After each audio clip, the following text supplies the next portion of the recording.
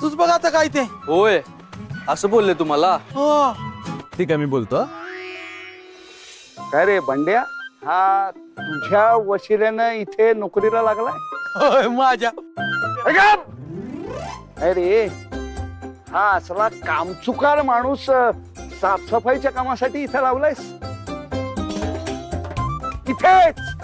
इथेच सगळा भ्रष्टाचार सुरू होतो रे.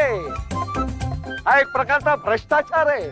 अरे जनता कर भरते आणि ह्या करातूनच ह्या अशा लोकांचे पगार दिले जातात. राम्या मात्र काय करते इकडं? अरे ते हातोबावर चिडलंय म्हातार. कशाला डोकं खायला आले काय माहिती इकडं. त्यात मला सत्यदादाने ह्याला सोडायला लावलाय घरी. होय का? हा तुझं केसच काय? ही बाय लाका शाहरुख खानच की चालता नाही अजून 3-4 महिन्यानं. अरे ही अशी साफसफाई करणं म्हणजे एक प्रकारची जनतेची प्रतारणाच नाही का होत? एवढी साधी गोष्ट तुला कळत नाही? नगरसेवक आहेस ना तू. अरे ह्या गोष्टींकडे तुझं लक्ष असायलाच पाहिजे. ही अशी कामचुकार माणसं आपल्याला नको आहेत. हे बघ ह्याच्यावर व्यवस्थित लक्ष ठेव. होय बाबा. यानं जर नीट काम केलं नाही, कामचुकारपणा केला तर याला ताबडतोब कामावरनं काढून टाक. याला पगार सुद्धा देऊ नकोस. आता लक्षात? होय बाबा. नाही मी आहे ना तो सगळा कचरा असा एकत्र. नीट कचरा काढ. आणि तुला जर क्रिकेट खेळायचं असेल ना तर तिकडे मैदान ओस पडले, त्या मैदानावर जाऊन क्रिकेट खेळ. कळलं का? नाहीतर मग तुझ्या नोकरीवर गदा आलीच म्हणून समज. कळलं का?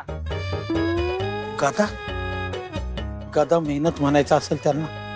चल बंड्या येतो मी. ठीक आहे बाबा. हे आम्या चल रे चल चल. पण मग तू? अरे बापरे, तुझी केसांची ट्रीटमेंट झाली का? ओके. अरे हे बघ आता बघ 4 महिन्यानंतर एकदम असा शाहरुख खान. अरे वा. आता बघ महाराष्ट्रातल्या पोरींची कशी रांग लागते लग्नासाठी. ते 4 महिन्यानंतर 4 महिन्यांनी केस येणार मग शाहरुख खान. हा काम कर.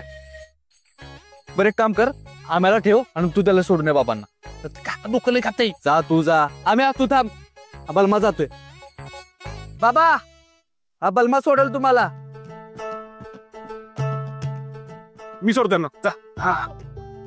हे बाबा तुला गाडी येते ना? अहो बसा तुम्ही. हा स्पीड तुम्हाला. बघ